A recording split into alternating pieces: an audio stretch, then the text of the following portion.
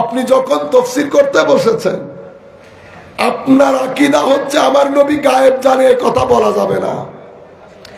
আপনি ঘুরাই ফিরাই আয়াত পড়তেছেন কোনটা? আপনি ঘুরাই ফিরাই আয়াত পড়তেছেন ইনদাহু মাফাতিহুল গায়ব লা ইয়ালামুহা ইল্লাল্লাহ। গায়েবের চাবি আল্লাহর হাতে, আল্লাহ বাদে গায়েব কেউ জানে না। আপনি সাধারণ মানুষ, তো সাধারণ মানুষ, তারা তো আর অন্য আয়াত জানে না। আপনি যে আয়াতে আল্লাহ বলেছেন আমি গায়েবের সংবাদ আমার নবী রাসূলকে দান করেছি, এই আয়াতগুলা স্লিপ করে, স্কিপ করে, আমি শব্দগুলা মাথায় রাখবেন, স্কিপ করে, মানে পৃষ্ঠা একটা উল্টানোর সময় দুইটা উল্টাই ফেলেছি, বুঝতেও পারেন নাই। 17 নম্বর পেজ থেকে 19-এ চলে গেছি, মাঝখানে 18 রয়ে গেছে। এখন সাধারণ জনগণ, ওনারা বাংলাতে 17 হলে না বুঝতেন, ওনাদের কাছে আরবির 17 যে 18, সেই ওনারা কি আরবি বুঝেন? বুঝেন না। আপনি স্কিপ করেছেন কেন? কারণ ওই আকীদা আপনার সাথে যাচ্ছে না। তাফসীর কাকে বলে আমি এখন আপনাদেরকে বলি। আমি বলবো কোরআনের আয়াত দুই ধরনের। এক ধরনের আয়াতে বলা হয়েছে আমার আল্লাহ বাদে গায়েব কেউ জানে না, উনি আলেমুল গায়েব, চাবিকাঠি ওনার হাতে। কিন্তু আরেক আয়াতের মধ্যে আল্লাহ বলছেন তিলকা মিন আম্বাইল গায়ব নুহিহি ইলাইক। সুবহানাল্লাহ। হাবিব, এটা গায়েবের সংবাদ, আপনাকে দান করেছি। এবং ওয়ামা কানা আল্লাহু লিয়ুতলিআকুম আলাল গায়ব, এটা আল্লাহ আল্লাহর রাসূল বাদে গায়েবের সংবাদের ইত্তেলা কাউকে দান করেন না। রাসূল গায়েব বলার ক্ষেত্রে কখনো কার্পণ্য করে না। ওয়ামা হুয়া আলাল গায়বে বিদানিন। আয়াত দুই ধরনের হয়ে গেছে না? আলিমুল গায়ব ফালা ইউযহিরু আলা গায়বিহি ইল্লা আহাদান ইল্লা মান ইরতাদা বিরাসূল। আল্লাহ গায়েবের সংবাদ কাউকেই দান করেন না। যাকে কাকে দান করেন? কোন নবী এবং রাসূলদেরকে দান করেন। কেন? যেই যিনি গায়েব জানেন না, উনাকে নবী বলা জায়েজ নাই। মানে লা ইয়াজুজ, লা ইয়াজুজ লি আহাদিন আন ইয়াকুনা নবিয়ান, আন ইয়াকুনা নবিয়ান ইল্লা আন ইয়ালামা ইলমাল গায়ব। ইলমে গায়েব জানা ছাড়া কোন ব্যক্তির পক্ষে নবী হওয়া জায়েজ নাই। কেন? কারণ আমাদের ঈমান সবকিছু গায়েব নির্ভর। আমানতু বিল্লাহ, আল্লাহকে দেখা যায়, তাইলে গায়েব। ওয়া মালাইকাতিহি, ফেরেশতা দেখা যায়। আমানতু বিল্লাহি ওয়া মালাইকাতিহি ওয়া কুতুবিহি, কিতাব আপনি দেখতেছেন, এটা নাজিল হইতে দেখেছেন, গায়েব। ওয়া রুসুলিহি, কোন রসুলই তো দেখি নাই, গায়েব। ওয়াল ইয়াউমিল আখির, গায়েব। মানে ঈমানের যে সপ্ত স্তম্ভ সবকিছুই গায়েব। নবী কেন আসেন? নবী আসেন আপনাকে বলার জন্য কুল হুয়া আল্লাহু আহাদ। হাবিব, আপনি বলে দেন তিনি মওলা কে? তিনি। তিনি কেন? গায়েব তো। হাজার হইলে তো তিনি হইতো না, হাজা হইতো। This is, but I am saying not this is him, he. তো হি কখন হয়? আমি যদি আপনাকে জিজ্ঞেস করি কেমন আছেন, আপনি কেমন আছেন, কারণ আপনি আমার সামনে। আপনার বাবা কেমন আছে? তিনি কোথায় থাকেন? তুমি থেকে আপনি থেকে তিনি হয়ে গেলেন না কেন? কারণ তিনি এখানে নাই। সেই জন্য তিনির কথা বলার জন্য আল্লাহ রসুল পাঠিয়েছেন। কুল, হাবিব আপনি বলে দিন। কার কথা বলছে? আল্লাহর কথা। আল্লাহ কি? গায়েব। তো গায়েবের কথা যাকে বলতে বলা হচ্ছে উনি নবী। নবী না হলে আল্লাহর সংবাদ দিতে পারবেন? সেই কারণে নবীর অর্থ উলামায়ে কেরাম আছেন, জানবেন অনেক অর্থ আছে। মেইন অর্থ তিনটা।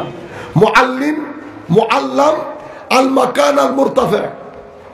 সংক্ষিপ্ত ভাবে বলছি, মুআল্লিম মুনাব্বে মানে যিনি অদৃশ্যের সংবাদ দান করেন, অথবা মুনাব্বা যার কাছে অদৃশ্যের জ্ঞান আছে তাকে নবী বলে, অথবা আল মাকান আল মুরতাফা উঁচু জায়গা, উঁচা বিল্ডিং। আমরা আসতেছি ধানমন্ডি থেকে, আপনি বলতেছেন হুজুর এখানে একটা 100 তলা ভবন আছে, ওইটা দেখে চলে আসেন। তো নবী হচ্ছে 100 তলা ভবনের নাম। দূর দূরান্ত থেকে রাস্তা খুঁজে পাইতেছেন না, কোন রাস্তা দিয়ে আসবেন, ওই উঁচু স্থান মুহাম্মদুর রাসূলুল্লাহ, ওই স্থান ওই রাস্তা দিয়ে চলেন, দুনিয়া পাবেন আখিরাতও পাবেন। উঁচা জায়গা, এটা মানুষকে দিক নির্দেশনা দেয়, রাস্তা দেখিয়ে দেয়। এটা হচ্ছে নবীর অর্থ। বাংলাদেশে গত প্রায় 15-20 বছরে তাফসীরুল কোরআনের হাটে ঘাটে বাজারে রাস্তার কোনায় তাফসীরুল কোরআন মাহফিল, এটা ডিমান্ড অনেক দিন বেড়ে যাচ্ছে এবং প্রচুর লোক তাফসীরুল কোরআন মাহফিলের মধ্যে তাফসীর করেন। এমন অনেক লোকও তাফসীর করেন যারা জিন্দেগিতে তাফসীরুল কোরআনের কোনো কিতাব চোখে দেখে নাই। আজীব বিষয় কি জানেন? আজীব বিষয় হচ্ছে তাফসীরুল কোরআন করার লোকের অভাব নাই, কিন্তু মাদ্রাসায় তাফসীর পড়ানোর জন্য লোক খুঁজে পাওয়া যায় না। এটা বড় আজীব। এবং আরো আজীব বিষয় হচ্ছে বর্তমানে বাংলাদেশে যে কয়েকটা মাদ্রাসা আছে, সেই মাদ্রাসার মধ্যে যে তাফসীর বিভাগ আছে, সেই বিভাগের জন্য ভালো মুফাসসির বাংলাদেশে এখন অভাব দেখা দিয়েছে। কি দেখা দিয়েছে? অভাব। টোটাল বাংলাদেশে ঘুরলে, আমি এগুলা বলছি, আমি চাই যে আপনাদের ভিতরে একটা কনসেপচুয়াল ক্লারিটি হোক, আপনারা যেন কিছু জিনিস বুঝতে পারেন। আমি যেন নামে আপনাদেরকে ধোঁকা দিয়ে চলে যেতে না পারি। সব মোবাইল আইফোন হয় না, সব মোবাইল দেখতে সবকিছু মোবাইলের মতোই, কিন্তু সবকিছু আইফোনও হয় না, স্যামসাংও হয় না। এখানে অনেক ধরনের ফোন পাওয়া যায় যেগুলা সকালে আনতে আনতে বিকালে কি হয়ে যায়? নষ্ট হয়ে যায়। আমি আপনাদেরকে বলতে চাচ্ছি, পুরা বাংলাদেশে যদি আপনারা ঘুরেন, বাংলাদেশে সকল ঘরানার আলেম মিলে বাংলাদেশে মুফাসসিরের সংখ্যা, যারা সত্যিকার অর্থে তাফসীর করতে পারবেন, এহেন মুফাসসিরের সংখ্যা আমার মনে হয় না 20 জনের বেশি আছে। কয়জন? 20 জন। এবং এই 20 জনগুলাকে, 20 জনের মধ্যে 18 জনকে আপনারা চিনেনও না, কারণ ওনারা মাহফিল করেন না, ওনারা মাদ্রাসার মধ্যে পড়ান। যারা সত্যিকার অর্থে তাফসীর বুঝে। এখন প্রশ্ন হচ্ছে তাফসীর করে কারা? আপনি যদি আমাকে বলেন ফিগার আউট করে বলার জন্য, আমি বলবো বাংলাদেশে আমরা যারা তাফসীর করি, আমরা 95%, এটা আমি 98%ও বলতে পারি, কিন্তু আমি একটু রেখে ঢুকে বলছি যাতে সেফ থাকি। আমার তো একটা সেফ জোন লাগবে। 95% তাফসীরের ত বুঝে না। কি বুঝে না? আজীব বিষয় না আপনাদের কাছে? যেমন আমাদের এখানে আপনারা যারা মেডিসিনের দোকান খুলে বসেন, আপনারাও কিন্তু 3 মাস পরে নিজের নামের আগে ডাক্তার লাগিয়ে দেন না? যারা LMF পাশ করে দোকান খুলেন, ওনারাও কিন্তু নামের আগে ডক্টর লাগান। বিনয়ের সাথে বলছি, মোস্টলি আমরা জানিও না, ডক্টরের ড বুঝি না কিন্তু। কারণ ডাক্তারি পড়ার জন্য পুরা বাংলাদেশ থেকে যখন পরীক্ষা দেওয়া হয়, তো কয়জন মানুষ পরীক্ষা দেয় আর কয়জন মানুষ পড়তে পারে? এটা একটা আর্ট। আপনি ইচ্ছে করলে, এটা আপনার ইচ্ছার উপর ডিপেন্ড করে না। এটা কিসের উপর ডিপেন্ড করে? এটা আল্লাহর একটা খাস দানের উপর ডিপেন্ড করে। ওইটা কি? আপনার ব্রেইন। এটা পৃথিবীর কোনো মুদির দোকানে কিনতে পাওয়া যায় না। এটা আল্লাহর পক্ষ থেকে সেট করা ব্রেইন। আল্লাহ কিছু ব্রেইন ডাক্তারির জন্য বানিয়েছেন, তো কিছু ব্রেইন ইঞ্জিনিয়ারিং এর জন্য বানিয়েছেন। কিছু ব্রেন তাফসীরের জন্য, তো কিছু ব্রেন ফিকার জন্য। সেই কারণে এই ধরনের লোক সংখ্যায় অনেক কম। আর আমরা যারা বাজারের মধ্যে রাস্তার কোনায় কোনায় তাফসীরুল কোরআনের মাহফিলের মধ্যে মুফাসসির সেজে বসি, আমরা বেশিরভাগ 95% লোক মাদ্রাসার তাফসীরের ক্লাসে বসাই দিলে ক্রেন দিয়ে টেনে বের করতে হবে, হুজুর মারা যাবেন ক্লাসের মধ্যে। আপনারা বুঝছেন? ম্যাক্সিমাম লোক আমাদের হাদিসের যে 6টা গ্রন্থ আছে, পড়া তো দূরের কথা, একসাথে দেখেছেন বলে আমার মনে হয় না। আবার আমি কি বড় বুজুর্গ? আমি নিজের কথাও বলতেছি, সেই গ্রুপের মধ্যে আমিও তো আছি। আপনারা বুঝতে পেরেছেন? সেই কারণে অযোগ্য লোক, জানেই না এমন লোক যখন ডাক্তারের দোকান খুলে বসেছে, যাকে অ্যান্টিবায়োটিক দেওয়ার কথা তাকেও দিচ্ছে, যাকে অ্যান্টিবায়োটিক দেওয়ার কথা না তাকেও দিচ্ছে। ফলাফল কি? ফলাফল হচ্ছে বাংলাদেশের স্বাস্থ্য মন্ত্রণালয় বলছে কিছুদিনের মধ্যে পরবর্তী প্রজন্মকে অ্যান্টিবায়োটিক কাজ করবে না। কেন? যেই পরিমাণ অ্যান্টিবায়োটিক প্রয়োজনে অপ্রয়োজনে আমাদেরকে খাওয়ানো হয়েছে, একের অ্যান্টিবায়োটিক আমাদের শরীরে কাজ করবে না। আমি চলতে চলতে এটা এডুকেট করে দেই আপনাদেরকে। অ্যান্টিবায়োটিক এটা অনেক ডেঞ্জারাস ওষুধ। যখন তখন ইচ্ছে মতে খেয়ে ফেলবেন না, ডাক্তারের পরামর্শে, প্রপার ডাক্তার, প্রপার। আমাদের এখানে আমার এক ভাই বলতেছে, আপনি কোন ডাক্তারের কাছে পাঠাইলেন? 5 দিন ওষুধ খেয়েও আমার কোনো ইদার উদার হয়নি। তো কি করছেন পরে? পরে আর কি, ওই কোনার মধ্যে গেছি, উনি ওষুধ দিছেন, 1 দিনের মধ্যে আমি দাঁড়াই গেছি। তো ওনাকে ডেকে বললাম, আমার ভাই, আমি যার কাছে আপনাকে পাঠিয়েছি ওনাকে ফিস দিয়েছেন 500, ওষুধ কয় টাকার কিনেছেন? ওষুধ তো মাত্র 110 টাকা। উনি ওষুধ যেগুলা দিচ্ছেন কিছু 15 টাকা, কিছু 20 টাকা। আর উনি তো তেমন কোনো ওষুধই দেন নাই, কিছু ভিটামিন ওষুধ দিচ্ছেন। তাহলে উনি কি কাজ করেছে জানেন? উনি হচ্ছেন ডাক্তার। উনি আপনার শরীরের ডিমান্ড বুঝে, আপনার ভিতরে আল্লাহ একটা রোগ প্রতিরোধের ক্ষমতা দিছে। উনি চাইতেছেন রোগ যেন আপনার প্রতিরোধ ক্ষমতার মাধ্যমে কি হয়ে যায়, চলে যায়, এবং আপনার শরীরের মধ্যে যেন শক্তি সঞ্চার হয়। সেই কারণে ভিটামিন দিছে যেন আপনার শরীরের মধ্যে কোনো সমস্যা সৃষ্টি না হয়। আর এই ধরনের কাজের মধ্যে সবর করতে হয়।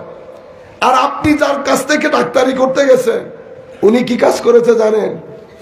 আপনার মশারির ভিতরে মশা ঢুকছে একটা, মশা হাত দিয়ে মারবেন না বন্দুক দিয়ে মারবেন?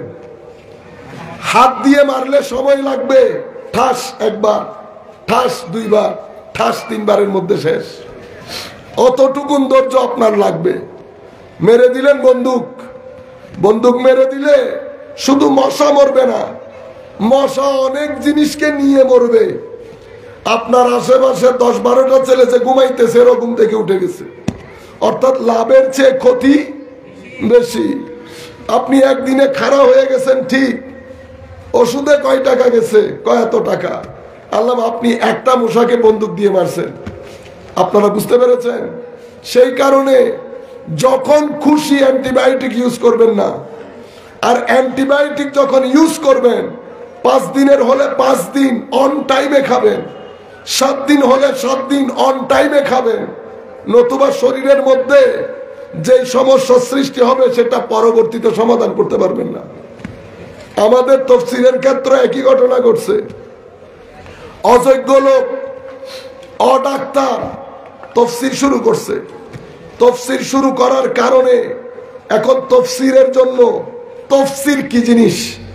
তাফসীর হচ্ছে, আপনি তাফসীর মানে আল ইদাহ ওয়াত তাবঈন, মানে আল্লাহ যেই কথাটা এই আয়াতে বলতে চেয়েছেন, আল্লাহ রাব্বুল আলামিন যেই কথাটা এই আয়াতে বলতে চেয়েছেন সেই কথাটা অথবা আল্লাহর কথার সাথে মোটামুটি মিল রেখে কোরআন এবং সুন্নতের আলোকে একটা ব্যাখ্যা দেওয়ার নাম তাফসীর। কোরআন এবং সুন্নতের আলোকে একটা ব্যাখ্যা দেওয়ার নাম তাফসীর।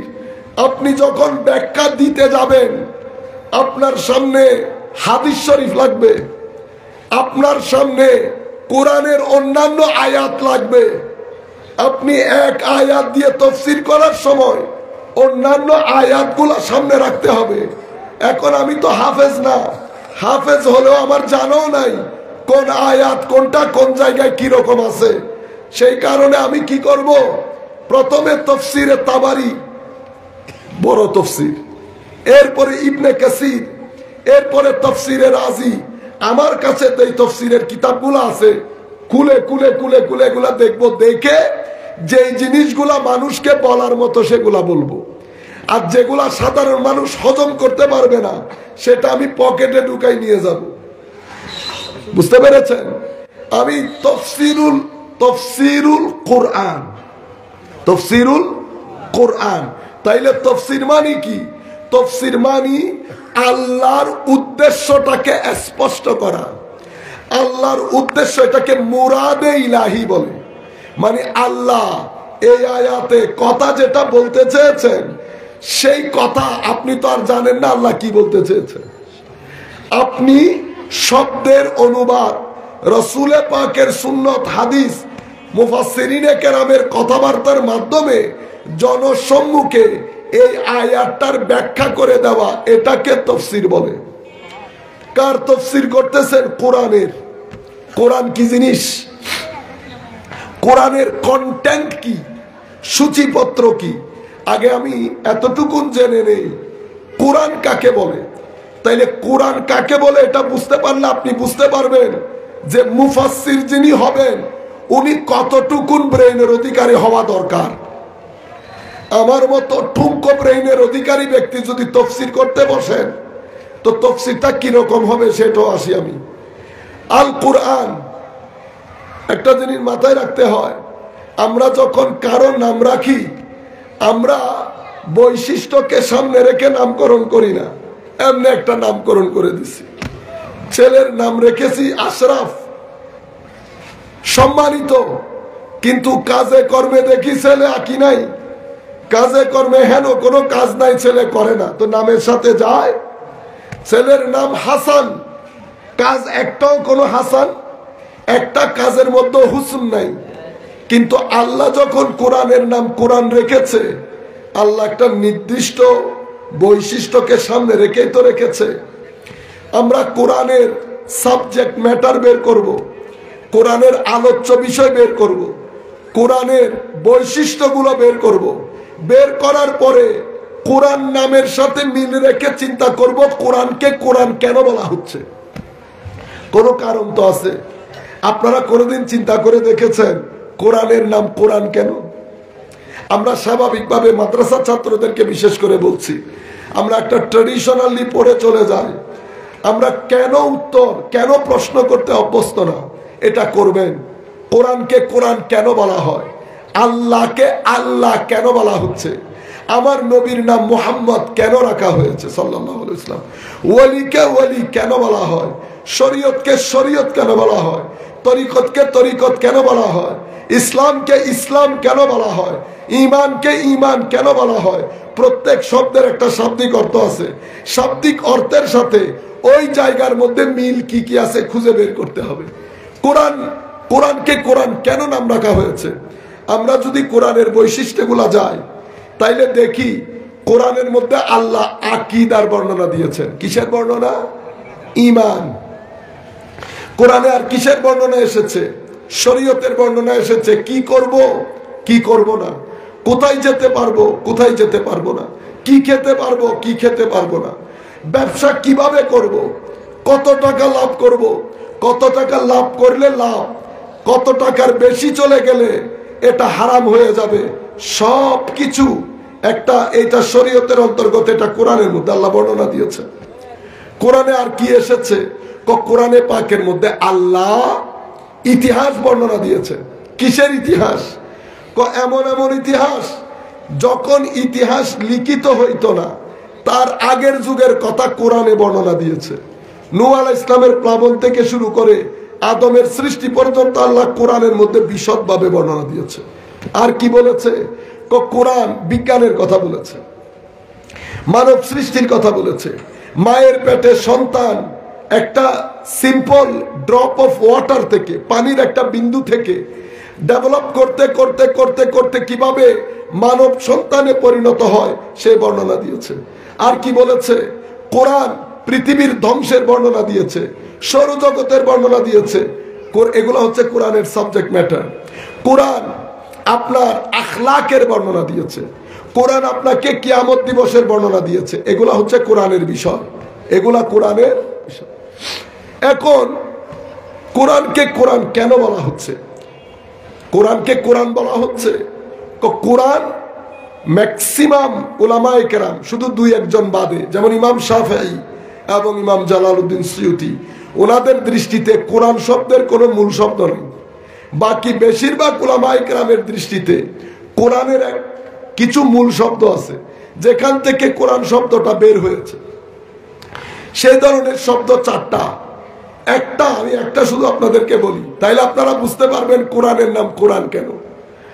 একটা হচ্ছে কারা, একটা কারানা, একটা কারাইন, একটা কেরা আতুন। এই চারটা শব্দ হচ্ছে কোরআনের মূল শব্দ, হইতে পারে যে কোনো একটা। তোর মধ্যে একটা হচ্ছে কারা। কারা মানি কি? কারা মানি জামা, জামা মানি একত্রিত করা, সন্নিবেশিত করা, জমা করা। যেমন আমরা পানির ট্যাঙ্কিতে পানি জমা করি, কারা আল মা আলাল হৌদ আমরা বলি, ফিল হাউদ। এখন কোরআনের মধ্যে কি জমা করা হয়েছে যেই কারণে কোরআনকে কোরআন বলা হয়? কোরআনের মধ্যে সৃষ্টির আদি অন্ত, সৃষ্টির আদি অন্ত যা কিছু আছে সব কিছু আল্লাহ কোরআনের মধ্যে বিশদভাবে বর্ণনা দিয়েছেন। সেই কারণে কোরআনকে কোরআন বলে। এটা তিবিয়ানুল লিকুল্লি শাই, এটা মা ফাররাতনা ফিল কিতাবে মিন শাই, লা রাব্বিন ওয়ালা ইয়াবিসিন ইল্লা ফি কিতাবিম মুবিন। সমস্ত কিছুর বর্ণনা, ওয়া কুল্লা শাইইন ফাসসালনাহু তাফসীলা, বিশদভাবে আল্লাহ কোরআনের মধ্যে বর্ণনা দিয়েছে। বিদায় কোরআনকে আল্লাহ নাম রেখেছেন কোরআন। বুঝতে পেরেছেন আপনারা? তো কোরআনের মধ্যে আকীদা বলেন, শরীয়ত বলেন, আখলাক বলেন, ইতিহাস বলেন, জ্ঞান বলেন, বিজ্ঞান বলেন, জ্ঞানের সামগ্রিক জিনিস আল্লাহ রাব্বুল আলামিন এই কোরআনের মধ্যে সন্নিবেশিত করে। কোরআনকে প্রথম আল কিতাব বলা হয়েছে। কি বলা হয়েছে বলেন? আলিফ লাম মিম জালিকাল আল কিতাব। আল কিতাব কেন? এটা একটা কম্প্রিহেন্সিভ বুক, এটা একটা সামগ্রিক কিতাব, এমন একটা কিতাব যেই কিতাবের মধ্যে আপনি যেই চ্যানেল দিয়ে ঢুকবেন, সেটা অর্থনীতির চ্যানেল হোক, সমাজনীতির চ্যানেল হোক, যেই চ্যানেল দিয়ে ঢুকবেন আপনার মনে হবে এটা একটা কম্প্রিহেন্সিভ, এটা একটা মৌলিক এবং এটা একটা পরিপূর্ণ গ্রন্থ। সেই কারণে কোরআনকে আল কিতাব বলা হয়। আপনারা বুঝতে পেরেছেন? আমরা এই কিতাব দিয়ে এতটুকুন বুঝি, এটা একটা জ্ঞানের ডিপু।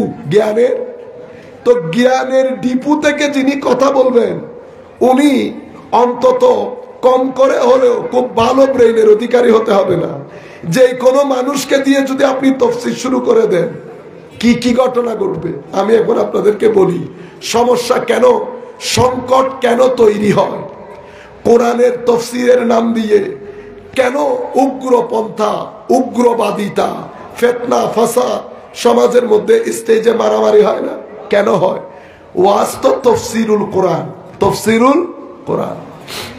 সম্মানিত উপস্থিতি, কোরআন আকীদার কিতাব, কোরআন ইতিহাসের কিতাব, কোরআন বিজ্ঞানের কিতাব।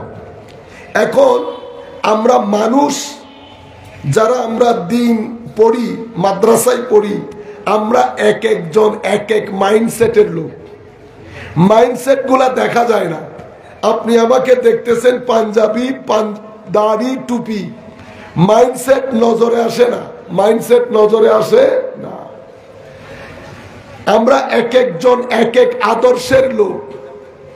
আমাদের এখানে কিছু আদর্শের লোক এমন আছে যারা হাদিসে রসুলকে মানতে চায় না।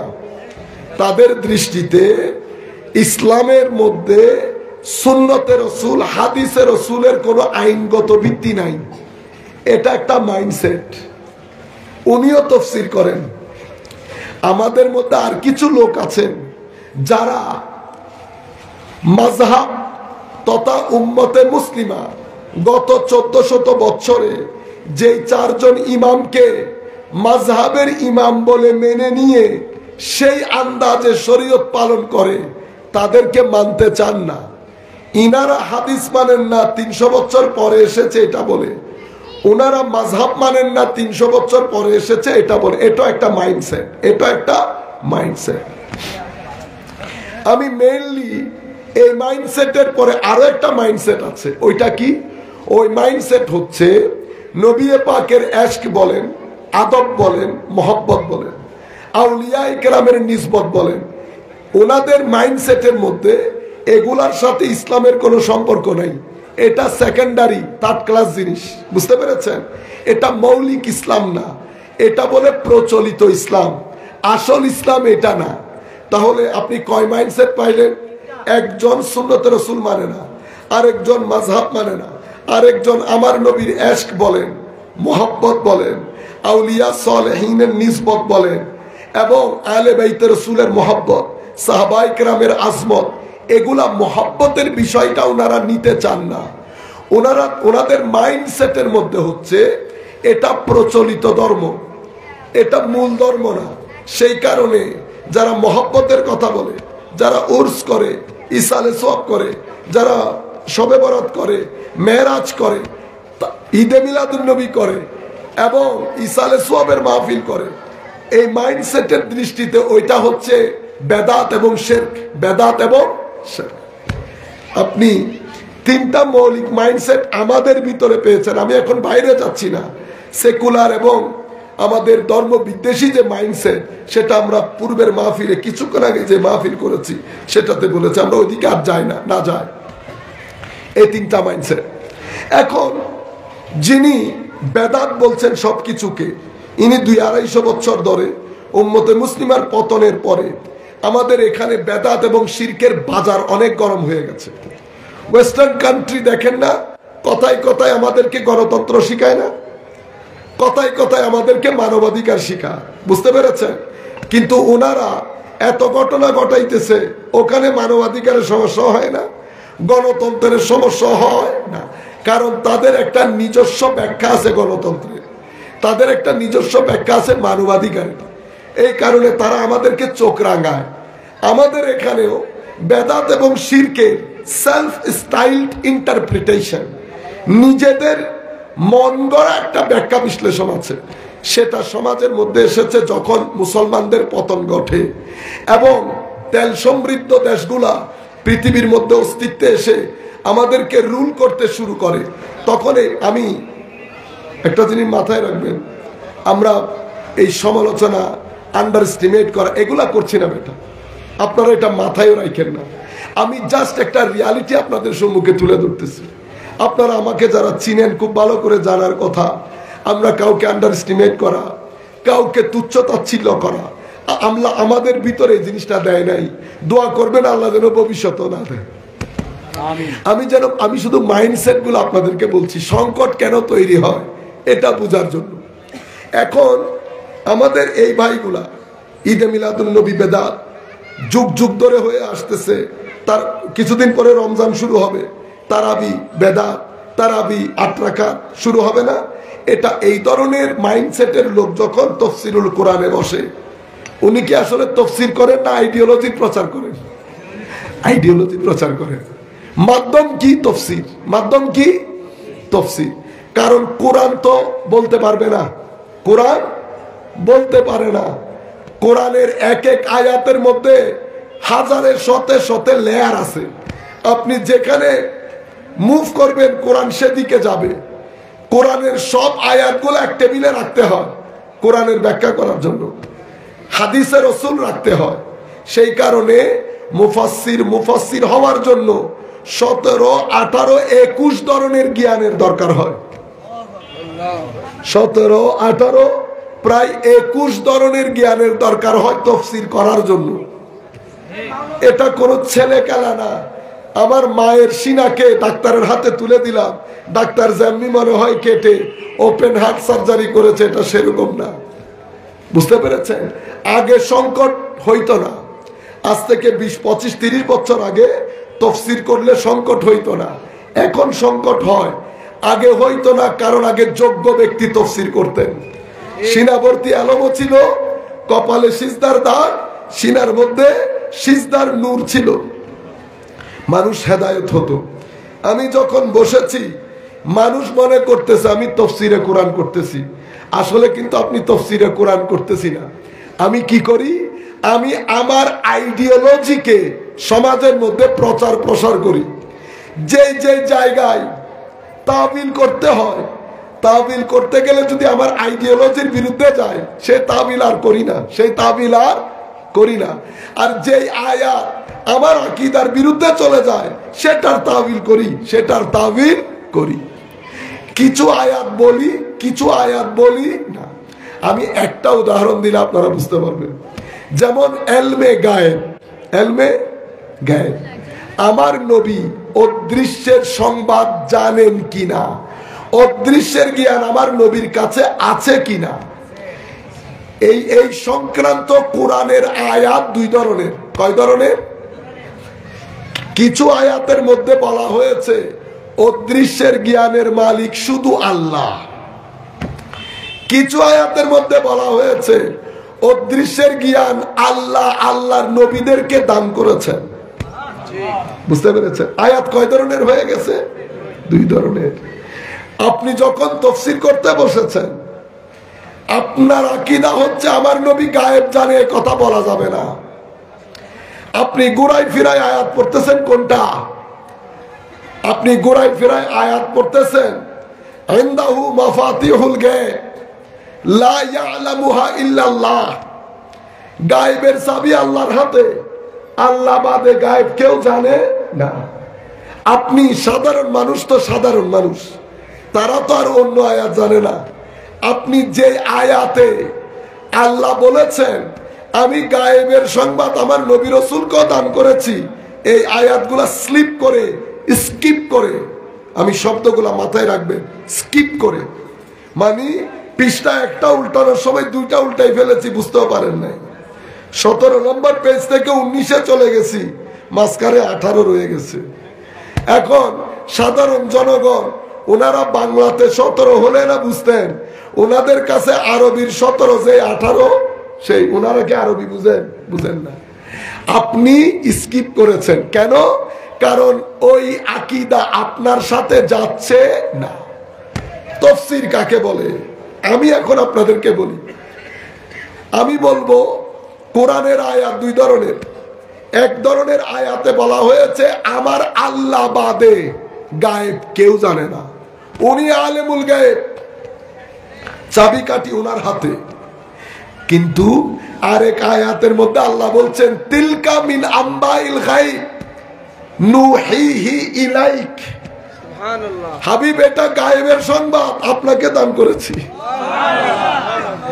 এবং ওয়ামা কানা আল্লাহু লিয়ুতলিআকুম আলাল গায়ব, এটা আল্লাহ আল্লাহর রাসূল বাদে গায়েবের সংবাদের ইত্তেলা কাউকে দান করেন না। রাসূল গায়েব বলার ক্ষেত্রে কখনো কার্পণ্য করে না।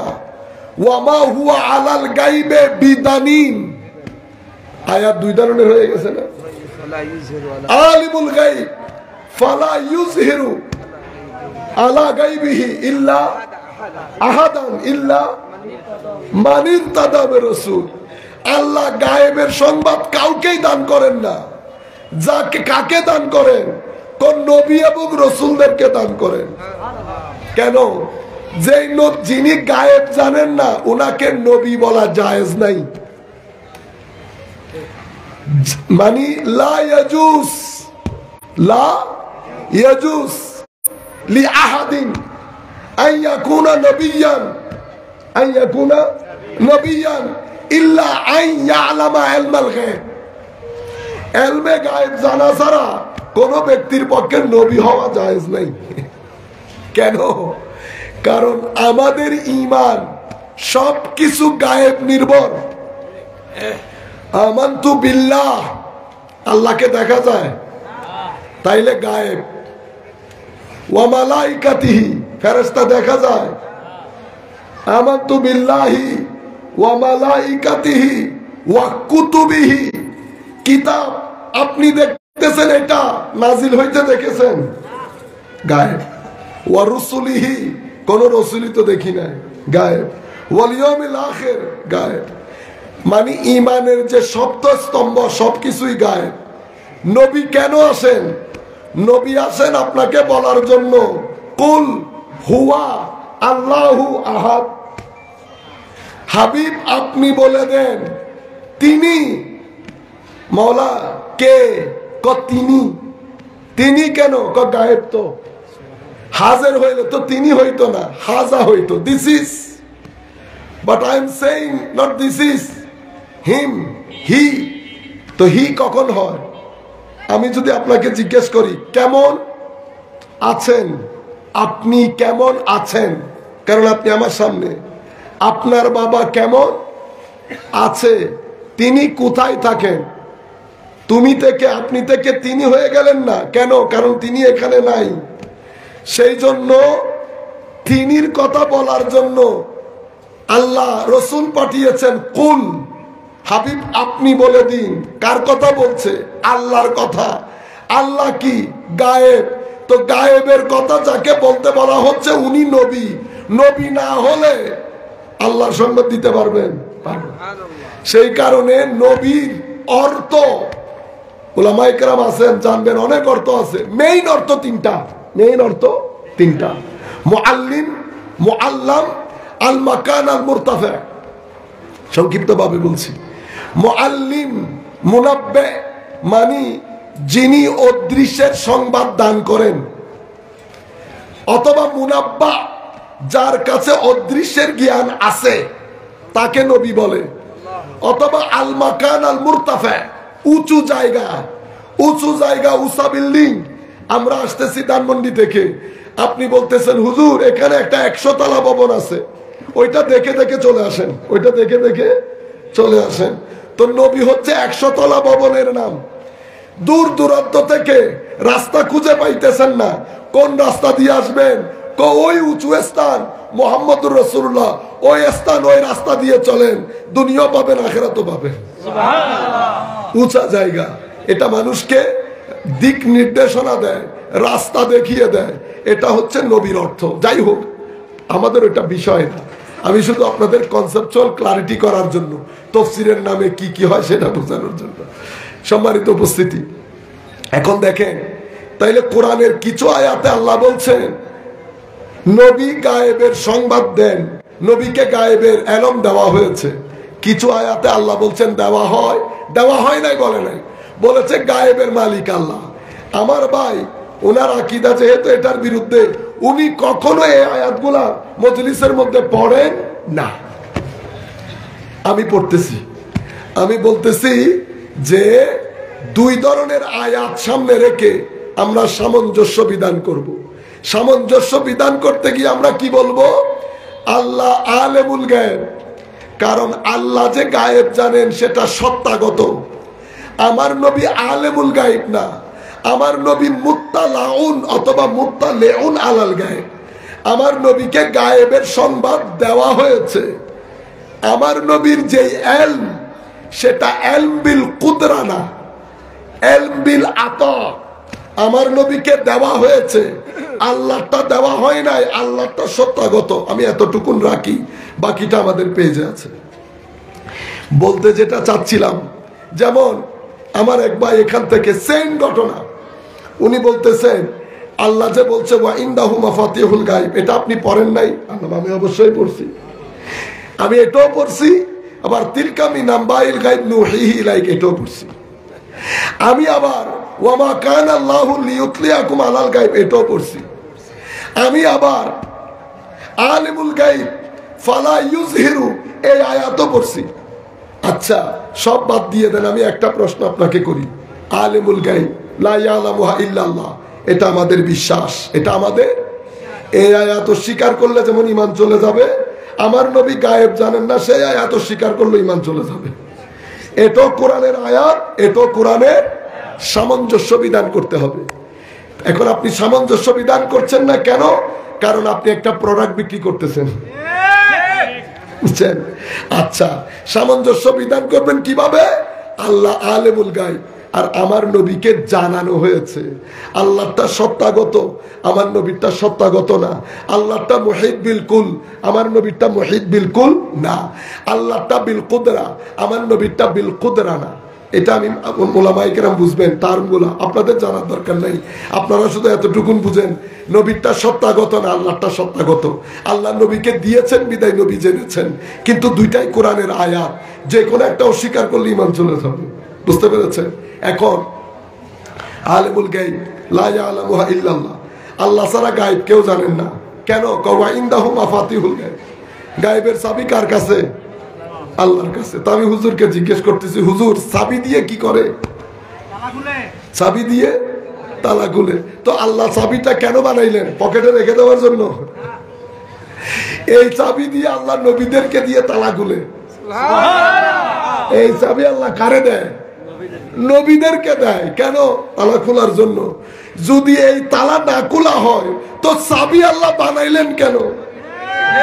চাবি আল্লাহ বানাইলেন কেন?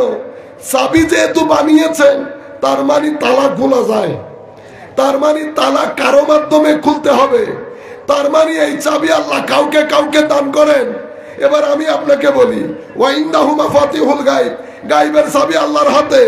আল্লাহ আল্লাহর নবী রাসূলদেরকে চাবি দান করেন এবং এই চাবি দিয়ে তারা গায়বের তালা খুলেন। সুবহানাল্লাহ। এটা হচ্ছে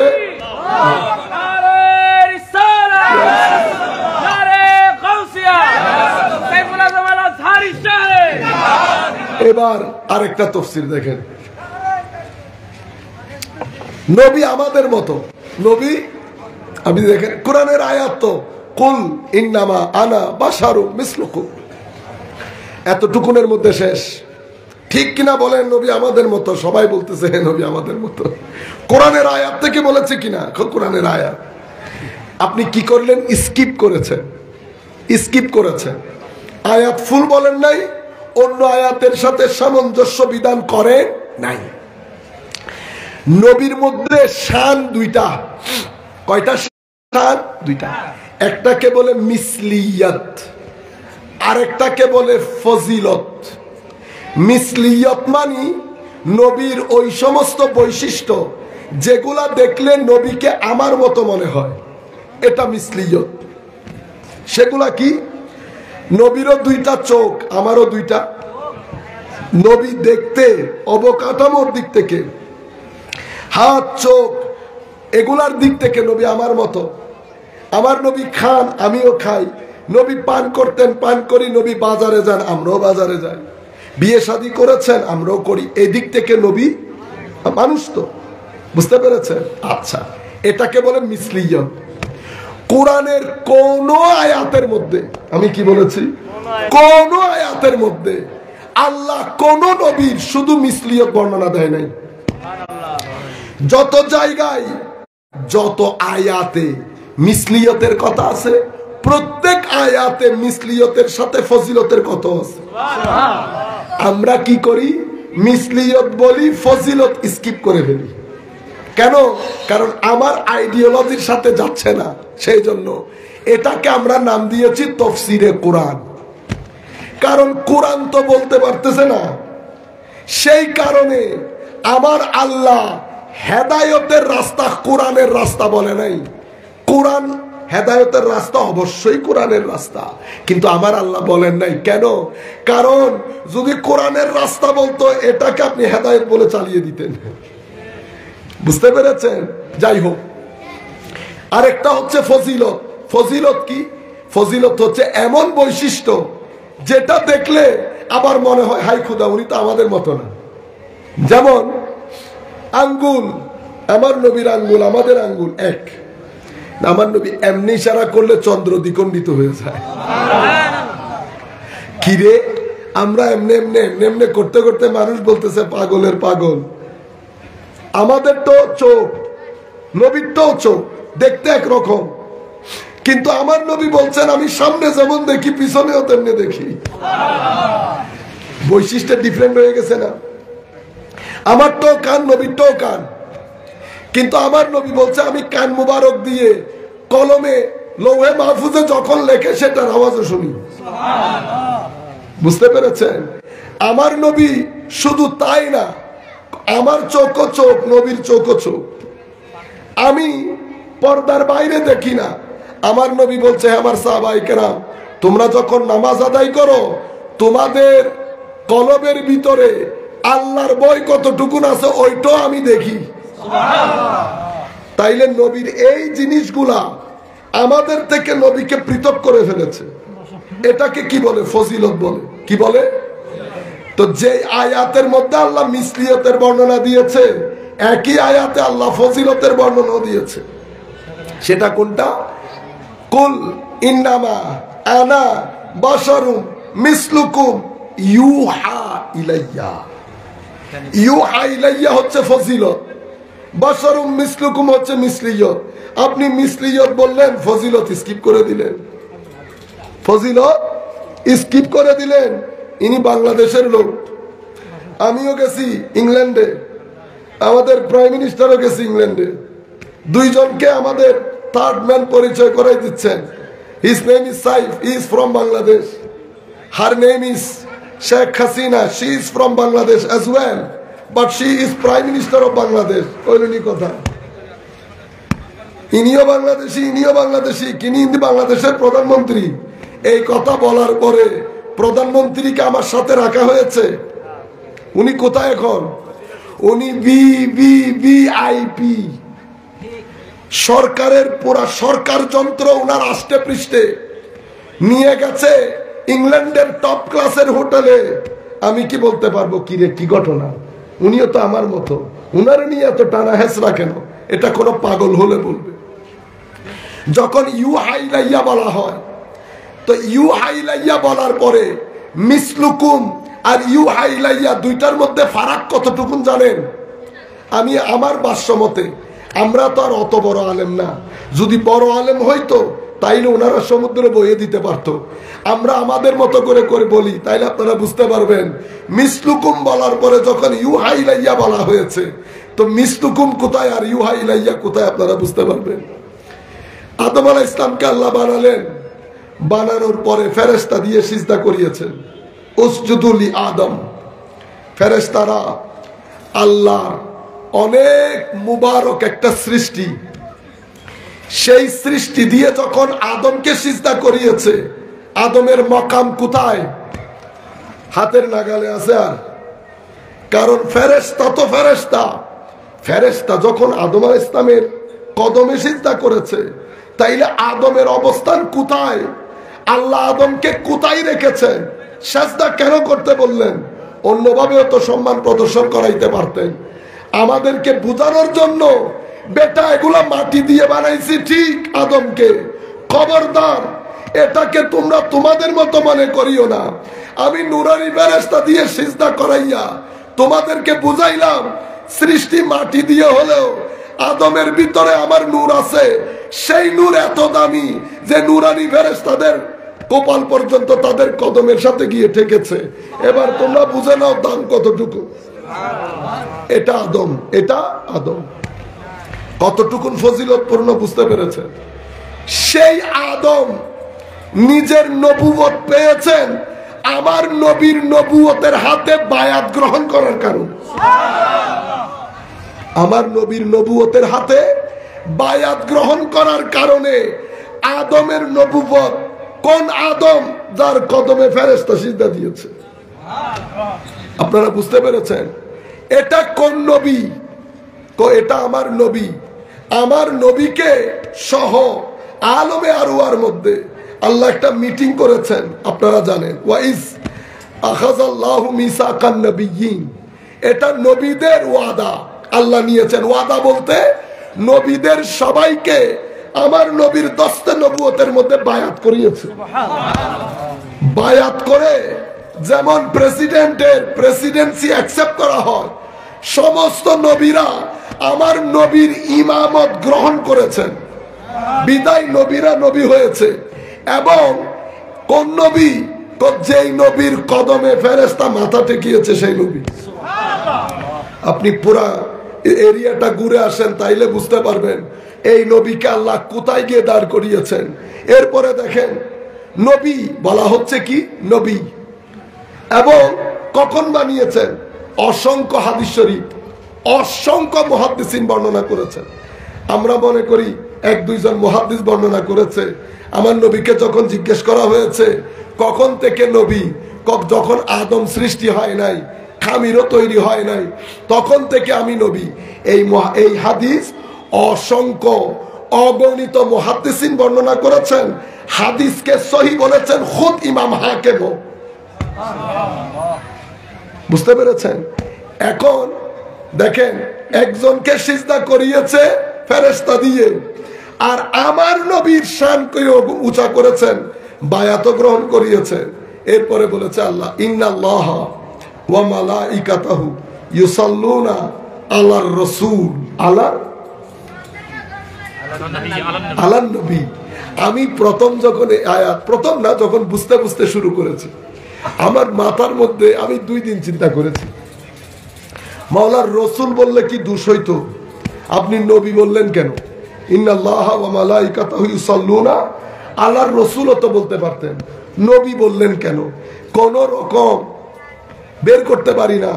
কারণ আমরা তো আসলে এগুলা তো বড় বড় আলেম দরকার, সিজদা দরকার, সেই জন্য আলেমের মুখাপেক্ষী হতে হয়, আলেমের মুখাপেক্ষী। আমি এমন একজন আলেম থেকে এই জিনিসটা শিখেছি, যিনি আকিদাতান বদ আকিদা।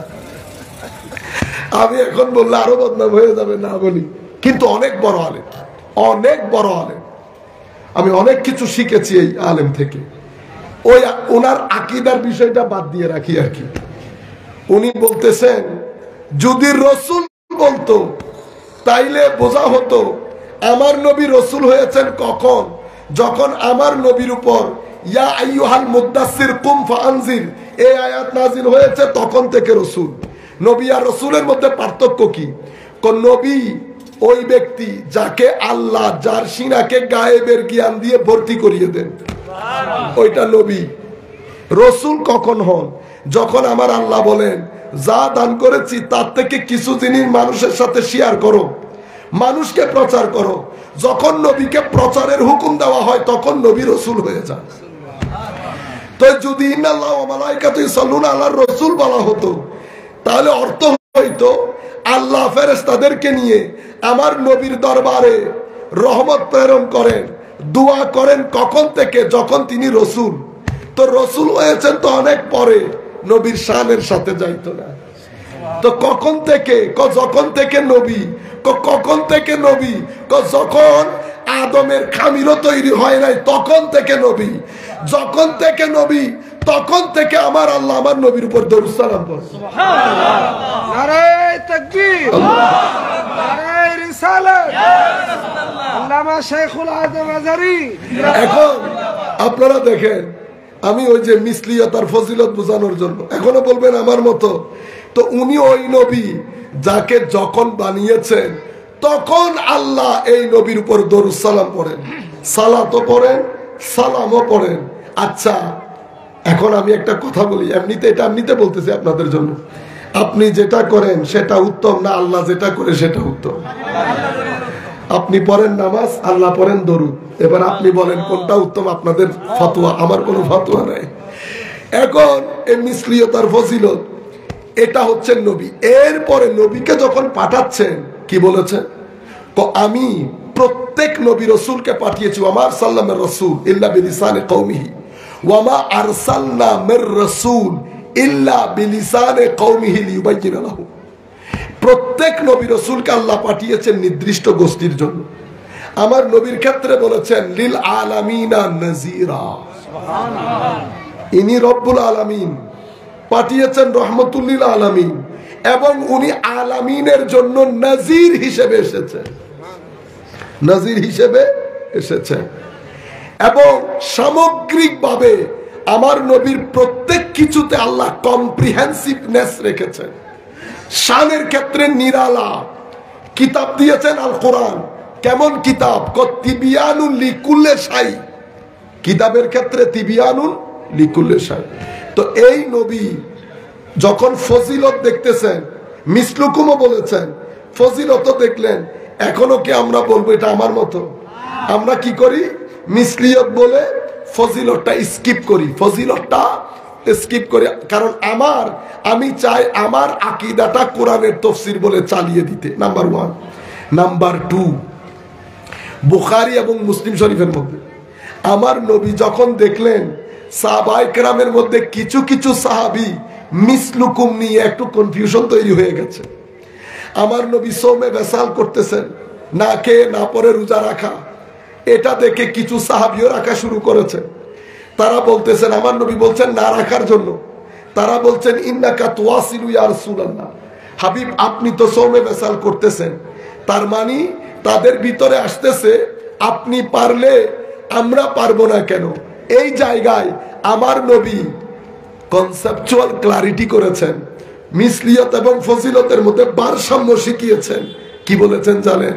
হে আমার সাহাবায়ে কেরাম, আইয়ুকুম মিসলি, তোমাদের মধ্যে আমার মতো কেউ নাই।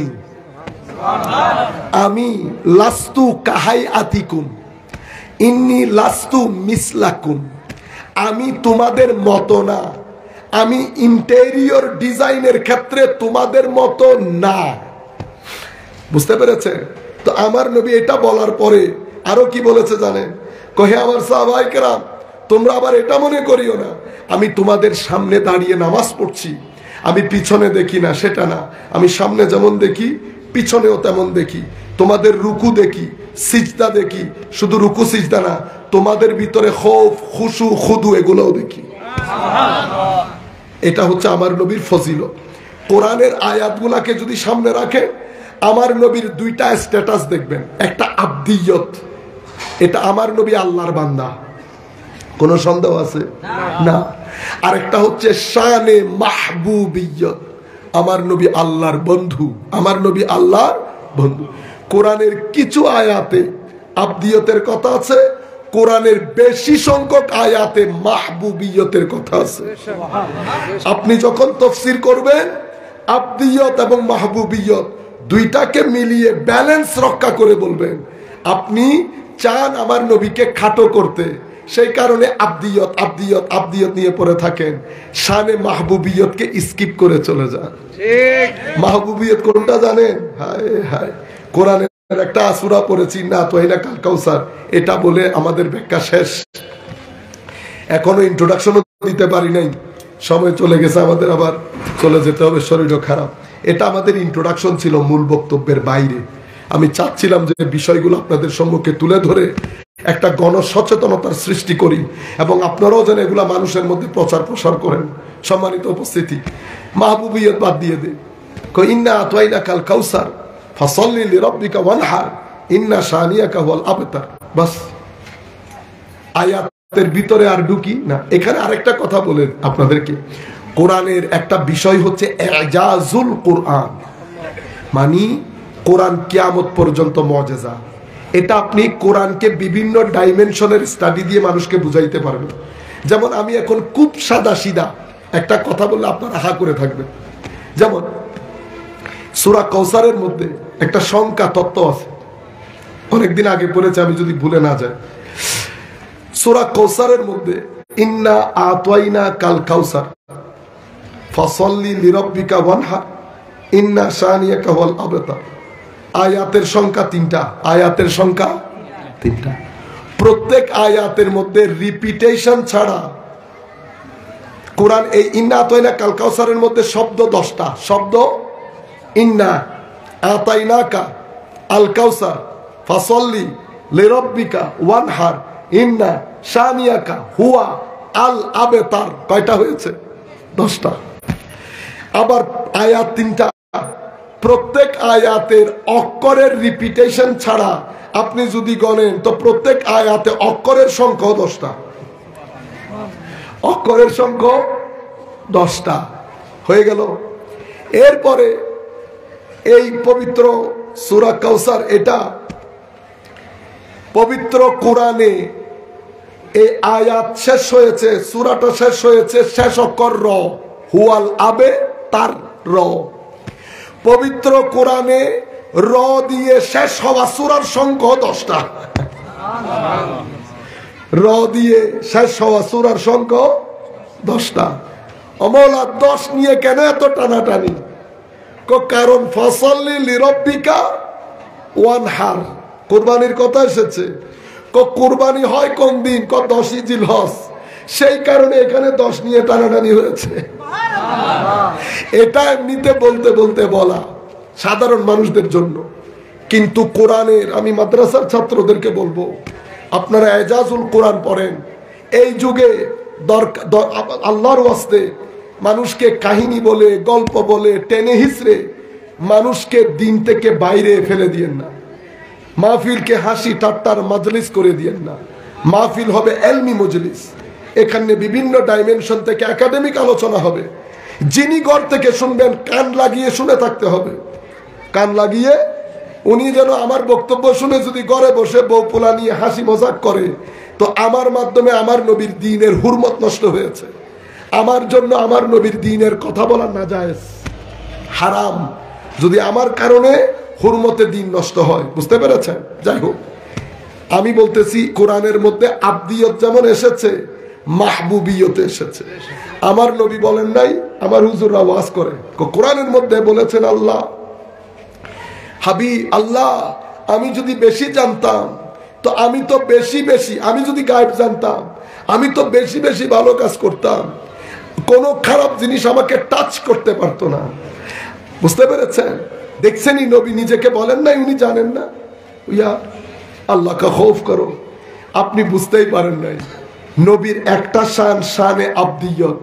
আমার নবী আল্লাহর বান্দা। বান্দার শান হচ্ছে বান্দা যখন বান্দার চেয়ারে কথা বলবে নিজেকে বিলিয়ে দেবে, মাওলা আমি কিছুই না আপনার দরবারে, আমি আর আপনার দরবারে কোন হাইসিয়তে। বান্দা যত নিজেকে মাটির সাথে মিশাবেন, আল্লাহ তত জমিন থেকে তুলে আসমানমুখী করবে। বুঝতে পেরেছেন? করেন নাই? সুবহানাল্লাহ দি আসরা বলে আসমানমুখী করেন নাই? সিদরাতুল মুনতাহার ফাকানা কাবা কাউসাইন পর্যন্ত নিয়ে গেছে। এটা আমার নবীর শানে আব্দিয়ত। আমার নবীর আরেক শান, শানে মাহবুবিয়ত। এটা আমার নবী আল্লাহর বন্ধু। কিন্তু এই জায়গার মধ্যে যখন কথা বলে তখন কি বলে জানেন? সালুনি আম্মা শিতুম, যা মন চাই জিজ্ঞেস করো, সব বলবো, সব বলবো। এই মাহবুবিয়ত তুলে ধরে আল্লাহ কি বলছেন কোরআনেরই আয়াত, ওয়া আল্লামাকা মা লাম তাকুন তা'লাম ওয়া কানা ফাদলুল্লাহি আলাইকা আযীমা। যা জানতেন না হাবিব সব আপনি লিস্ট করেন, কি কি জানতেন না। আপনাদেরকেও বলছি আপনারাও লিস্ট করেন। যেমন আমাকে যদি আপনি বলেন হুজুর কি কি জানেন, আমি বলে কিছু জানি না। নবমণ্ডলে কি আছে জানি না, ভূমণ্ডলে কি আছে জানি না, মাটির নিচে কি আছে জানি না, সিদরা জানি না, আরশ জানি না, কুরসি জানি না, জানি না। লিস্ট বড় না? আমার নবী আল্লাহর দরবারে লিস্ট দিয়েছেন, মৌলা এটা জানি না, জানেন না? ওয়া আল্লামাকা মা লাম তাকুন তা'লাম, দান জানিয়ে দিলাম। জানিয়ে দেওয়ার পরে নবী, জানিয়ে দেওয়ার পরে নবী। ওয়া কানা ফাদলুল্লাহি আলাইকা আযীমা, এটার পরে ইমামুল মুরসালিন। একটা জানানো আর একটা জানানোর হক লঙ্ঘন করে আমার আল্লাহ বলছেন আমি এমন ভাবে জানিয়েছি, আমি আল্লাহ আল্লাহ হয়ে বলছি আজিম, গ্রেট। এরপরে যদি আপনি পিক আপ করেন হবে। তো আমার আল্লাহকে, আমার আল্লাহ যখন নবীকে বলতেছে আজিম, আমার নবী ঝুঁকে গেছে, আমি কিছুই জানি না, আমি কিছুই জানি না। কিন্তু মুনাফিকরা যখন আবার বলা বলি করতেছে, আসো জিজ্ঞেস করো, সালুনি আম্মা শিতু, কি আছে, কি জিনিস জানার দরকার। সাহাবায়ে কেরাম বলতেছে মা কান ওয়া মা ইয়াকুন, সৃষ্টির আদি থেকে অন্ত পর্যন্ত সেদিন আমার নবী মসজিদের মিম্বরে দাঁড়িয়ে দাঁড়িয়ে বলেছেন। আমাদের হুজুররা তাফসীরুল কোরআনের মধ্যে এটা স্কিপ করে যান। বুঝতে পেরেছেন? আমি 3টা উদাহরণ আপনাদেরকে দিলাম, মিসলিয়ত, ফজিলত, মাহবুবিয়ত, আব্দিয়ত। এই এলমে গায়ব জানে, জানে না। এখন আমি প্রচার করেছি আমার আকীদা। সবচেয়ে খতরনাক যে জিনিস হচ্ছে সেটা হচ্ছে তাফসীরুল কোরআনের নাম দিয়ে উগ্রপন্থার প্রচার করা। কারণ আপনি তাফসীরের মধ্যে যখন কোরআনের আয়াতকে কনটেক্সটের বাইরে নিয়ে আসবেন, সাধারণ মানুষ কি কনটেক্সট জানে না, কোত্থেকে আয়াত পড়েছে সেটাও জানে না। ফাকতুলুল মুশরিকিনা হাইসু ওয়াজাদতুমুহুম, কোরআনে পাকের মধ্যে আল্লাহ বলেছেন মুশরিকদেরকে যেখানে পাও হত্যা করো। ইন্না লিল্লাহি ওয়া ইন্না ইলাইহি রাজিউন। কোরআনের আগের আয়াত পরের আয়াত হুজুর তাফসীর করে চলে গেছে। কেন? কারণ উনি উগ্রপন্থী। তো উনি কোরআন থেকে ওই আয়াতগুলা পিক আপ করে মানুষকে বলে, আরেক আয়াত ফেলে দেয়। এদের ক্ষেত্রে কোরআন বলেছে এরা কোরআনের কিছু আয়াত বিশ্বাস করে, কিছু আয়াত, আর সামগ্রিক স্টেটমেন্ট এবং ইউনিভার্সাল অ্যানাউন্সমেন্ট কোরআনের যে এরা ইউদিল্লু বিহি কাসীরা ওয়া ইয়াহদি বিহি কাসীরা ওয়া মা ইউদিল্লু বিহি ইল্লাল ফাসিকিন। যাদের নফসের ভিতরে ময়লা আবর্জনা আছে, যাদের নফসের ভিতরে আকায়েদি এবং আমলি ময়লা খলল আছে, তারা কোরআনের মাধ্যমে কখনো হেদায়েত পাবে না। আল্লাহ রাব্বুল আলামিন আমাদের হামি ও নাসির হোক। মাওলাই করিম আমাদেরকে তৌফিক দান করুন। আপনাদেরকে যেটা বলবো সেটা হচ্ছে এই যে ইন্না আতওয়াইনা কাল কাউসারের মধ্যে আল্লাহ দেখছেন না, আল্লাহ এতক্ষণ পর্যন্ত একটা কনটেক্সট তৈরি করেছেন। ওয়াদ্দুহা ওয়াল্লাইল ইযা সাজা মা ওয়াদ্দাআকা রাব্বুকা ওয়া মা কালা ওয়ালাল আখিরাতু খায়রুল লাকা মিনাল উলা। হাবিব, প্রত্যেক পরবর্তী সময় পূর্ববর্তী সময়ের তুলনায় অ্যামেজিং হবে আপনার জন্য, মাহবুবিয়্য। এরপরে আলাম নাশরাহ লাকা সাদরাক বলে ওয়া রাফা'না লাকা যিকরাক, আপনার শান আমি অনেক উপরে রেখেছি। কিরকম উপরে? আজানেও আপনি, নামাজেও আপনি, ঠিক না? আপনি ওসিলার মধ্যে আপনারা হুজুরের নাম কেন নেন? আমি বলতেছি নামাজের মধ্যে যেই কারণে আপনি নেন সেই একই কারণে দোয়ার মধ্যে আমরা নেই। নামাজের মধ্যে দরুদের মধ্যে আপনি নবীর নাম বাদ দিয়ে দেন, আমরা ওসিলার ক্ষেত্রে দোয়ার মধ্যে নবীর নাম বাদ দিয়ে দেবো। পারবেন? আল্লাহ আসসালামু আলাইকা আইয়ুহান নবী কেন বলা হয়েছে? নামাজ তো আল্লাহ, না বললে পারতেন না? আপনি যতই ডিভাইড করতে চান পারবেন? কেন পারবেন না? কারণ রেসালতকে তৌহিদ থেকে বাদ দিয়ে দিলে তৌহিদ আর ঈমান থাকে না, দর্শন হয়ে যায়, ফিলোসফি। আল্লাহ রাব্বুল আলামিন এগুলা বলার পরে আমি সংক্ষিপ্ত আকারে বলছি আর কি। এরপরে আল্লাহ ঘোষণা দিচ্ছেন ইন্না আতাইনা কাল কাউসার, একটা কনটেক্সট, একটা অবস্থা তৈরি করেছেন। ওয়া রাফা'না লাকা যিকরাক বলেছেন। এর আগে আমি যতক্ষণ আপনি খুশি হবেন আমি আপনাকে দিতে থাকবো। উদ্দোহার মধ্যে কনটেক্সট তৈরি করে এরপরে সূরা মাউনের মধ্যে মুনাফিকদের কথা বর্ণনা দিয়েছেন। আর আইতাল্লাযী ইউকাজ্জিবু বিদ্দীন, ওই সমস্ত মুনাফিক মুসল্লিদের বর্ণনা দিয়ে আল্লাহ এবার শানের রিসালাত তুলে ধরেছেন। মাহল তৈরি করে ইন্না আতাইনাকা আল কাউসার। হাবিব, কেন মন খারাপ করে?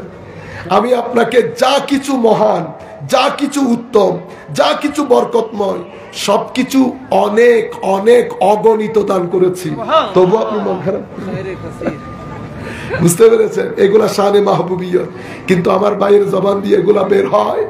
আমার ভাই তাফসীর করেন, কি করেন? এটা হচ্ছে তাফসীর। আল্লাহ আমাদের হামি ও নাসির হোক। মা আলাইনা ইল্লাল বালাগুল মুবিন। আসসালামু আলাইকুম ওয়া রাহমাতুল্লাহ। ইয়া নবী সালাম আলাইকা।